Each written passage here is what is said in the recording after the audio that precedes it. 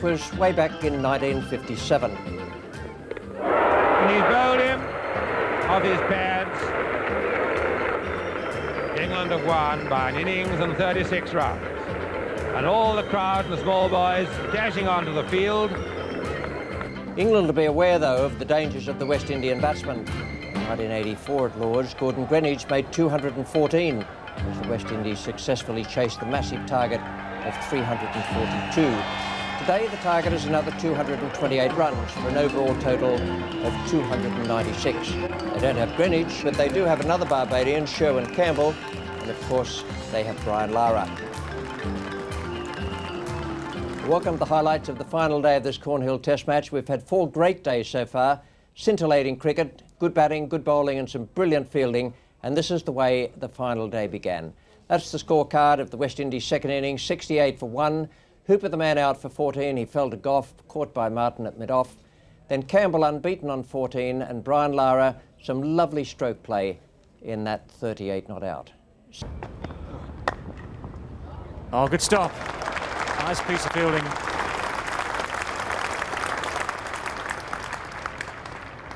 On the line of gully, but very deep. News from the England dressing room. Graham Thorpe, who's suffering from a throat infection this morning, might reappear if necessary after lunch. He's been given antibiotics. Nothing to do. Well, there's plenty of space at square leg, and that's nicely timed too. No need to run for that.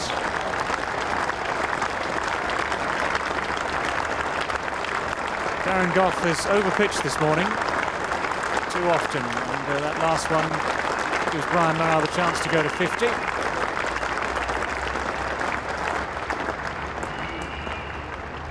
Not out of 59 deliveries.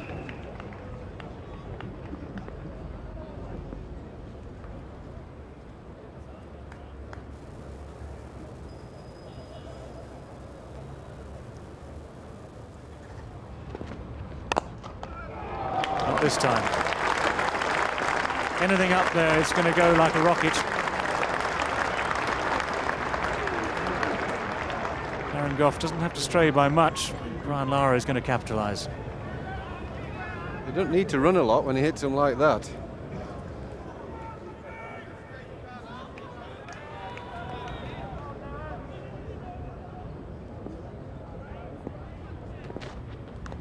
Oh, beautifully taken.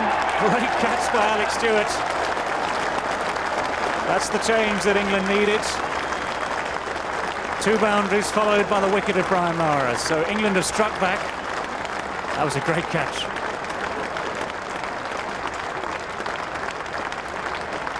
Well, it's a pretty good catch this from the opening batsman. Oh, top class. Good ball. Real great catch. That wouldn't have carried to first slip. It got right across. It never looked like missing it. Right smack in the middle of the glove.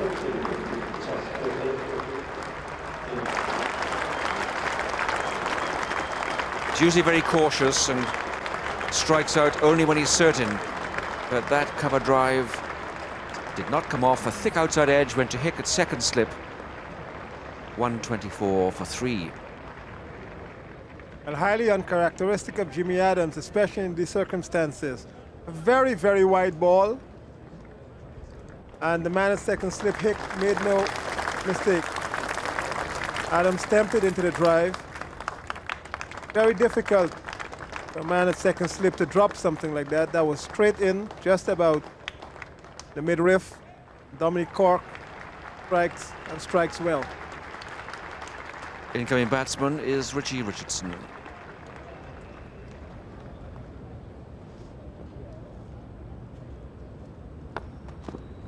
Oh, and that beats him beautifully bowled this time.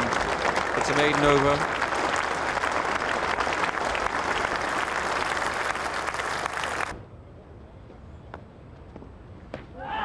And that's a big shout, and that is out.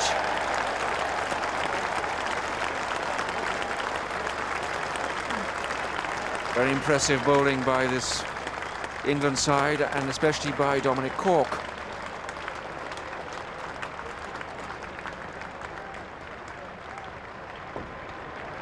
So Richie Richardson goes for naught, and it's 130 for 4. In fact, he got his left foot in line with the ball, but his foot right across, absolutely in line with the ball, and that makes it very difficult. The bat has to come around the front pad, and you need to be in some time to play across the line like that.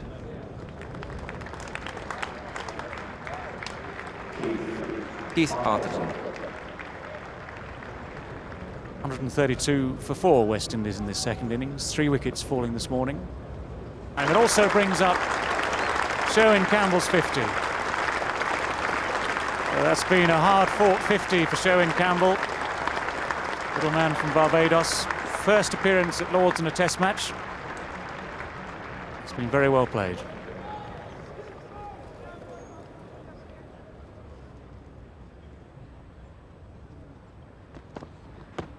Got him. Inside edge onto pad, and umpire Shepherd signalling straight away that it's a catch, not LBW. And Dominic Corker struck again. Paul Weeks, the subfielder, is the man in there at Shortford Square. And that is another blow for the West Indians, and a cruel one too. It's 138 for 5. Arthurton, 40 balls he faced, didn't get off the mark, and 49 minutes in all.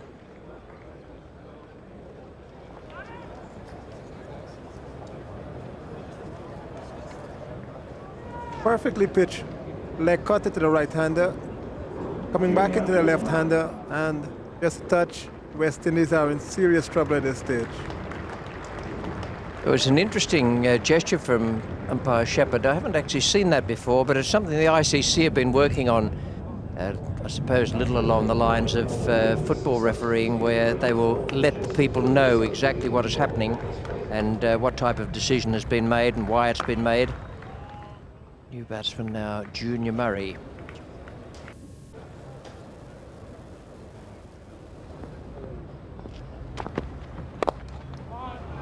Good shot, that'll race away down the hill towards the tavern.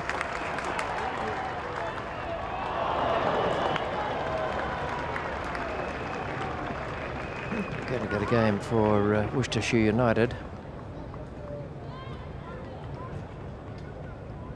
Peter Martin again creating the mortal sin of bowling on the leg stump. He's only got 3 men there, the fine leg, the square leg, and the man wide at mid-wicket. This one's just going past the man at square leg. The man at fine leg couldn't stop it.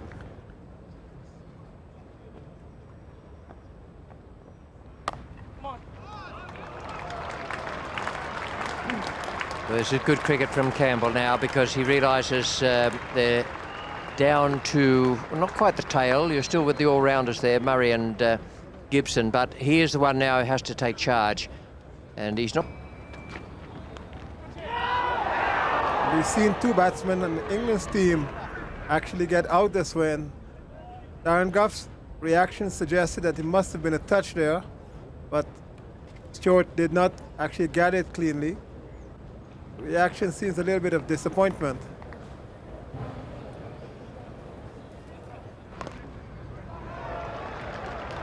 It's not a good line.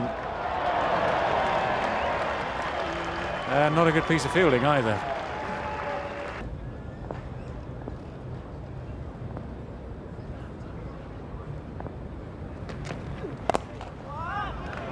That's going to be 4.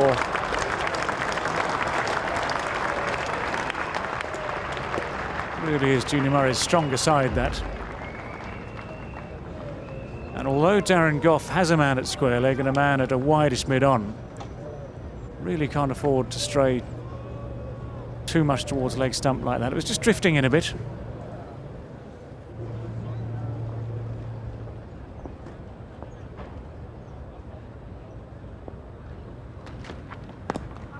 Catch it. The shouts are gone up. It's a good catch, and he's out. Great piece of work at short leg.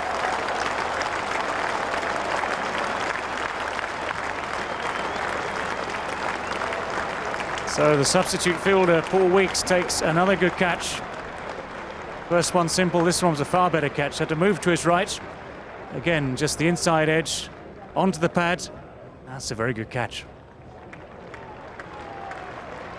Well, England have got the right man in the right position.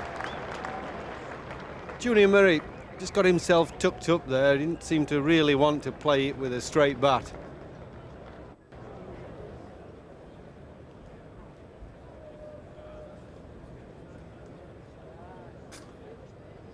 Otis Gibson, the new batsman, playing in his first Test match.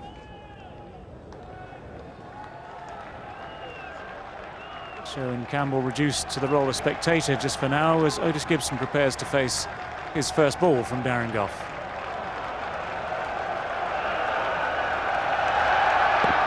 That's got to be close.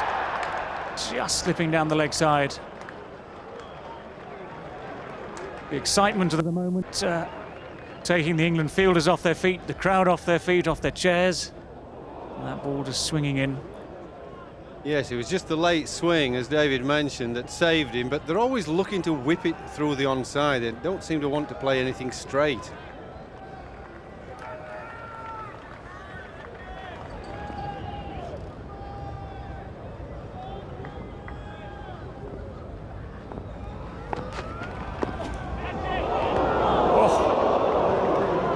Sherwin Campbell had no idea just how close that ball was to his stumps.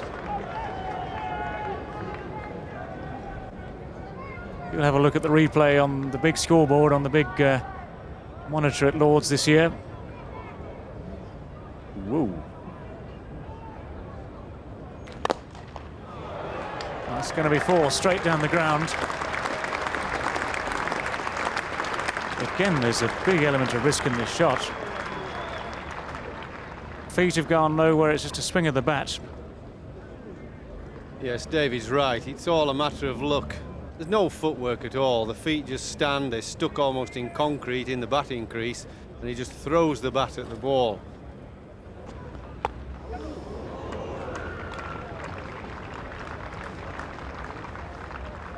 Dominic Cork, I think, recognizing that things have been just too serene for a while, deciding that he's going to give Otis Gibson something to remind him that this is still a Test match, he's still a fast bowler.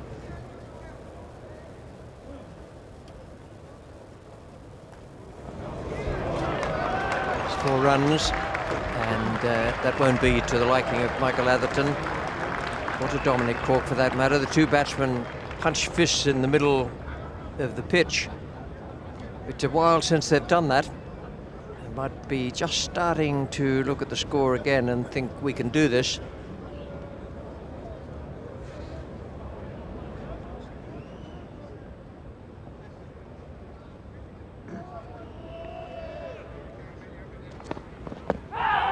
LBW. Otis Gibson has gone to Cork.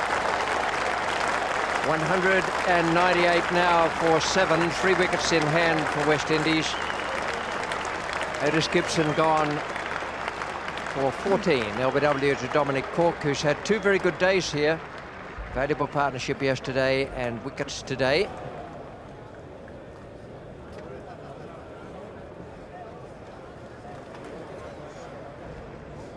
He's just playing down the wrong line there. He missed it by a good 2 or 3 inches, I'd reckon. He's playing outside his pad, and the ball has gone straight through and struck him just below the knee roll. Ian Bishop is the new batsman. Campbell, 2 there for him. He'll be concentrating on 2s or 4s. And then the quick single of the 5th or 6th ball of the over.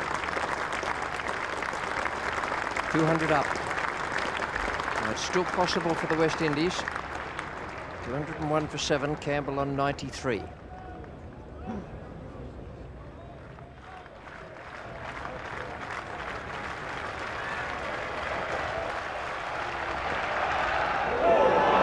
Well, there you go.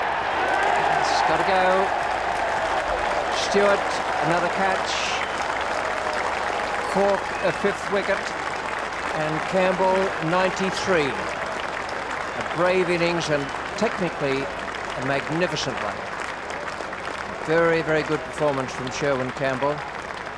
There are a lot of people around the ground and watching on television. Very sorry he's got an inside edge there and hasn't gone on to make it. Stump vision gives a very good shot, and so does the close-up camera. There's a little inside edge in the ball carrying through to Alex Stewart. Disappointment there for Sherwin Campbell. Now Curtly Ambrose. 94 needed or 2 wickets needed? There it is, the straight down the ground shot.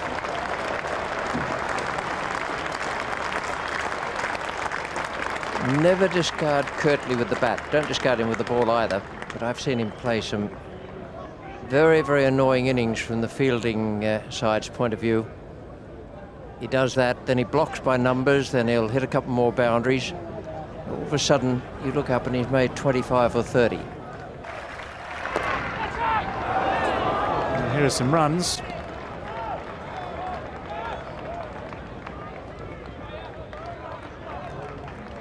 In fact, 3 of them.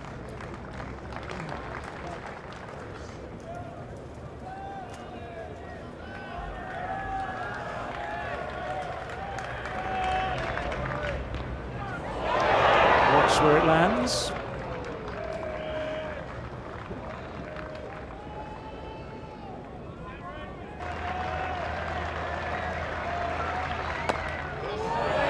Thank you very much.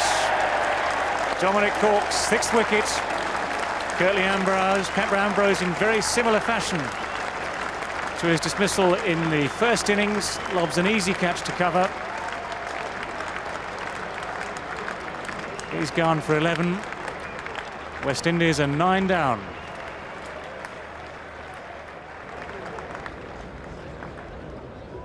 Puts forward a little bit, but the weight is on the back foot. He's not really over the top of the ball.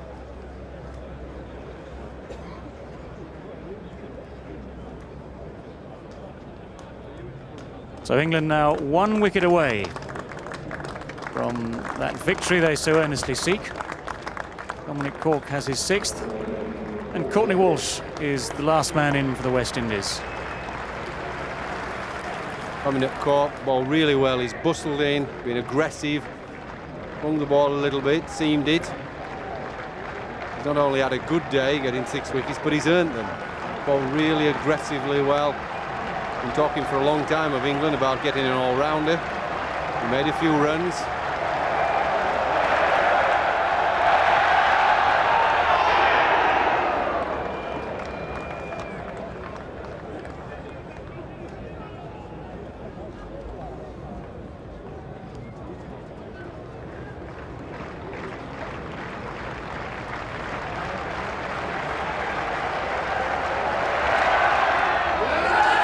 There it is, the victory for England. They've won this Lord's Test match handsomely, and Dominic Cork has taken 7 wickets on his debut in Test cricket. Michael Atherton has done a terrific job. His captaincy in the first innings, I thought, was really good. In the second, top class, he kept the pressure on. Dominic Cork, 50 runs in the Test match and 7 wickets. First time he's played Test cricket. A magnificent performance. That was a brilliant performance from England. 223 all out the West Indies. It was in the middle order, and towards the end they fell away, although they came back a bit with Gibson, Bishop and Ambrose, but it was much too late. At the top of the order, Sherwin Campbell can be very proud of his performance. That was a great innings, 93 at Lord's, and he had West Indies at one stage on target for a win.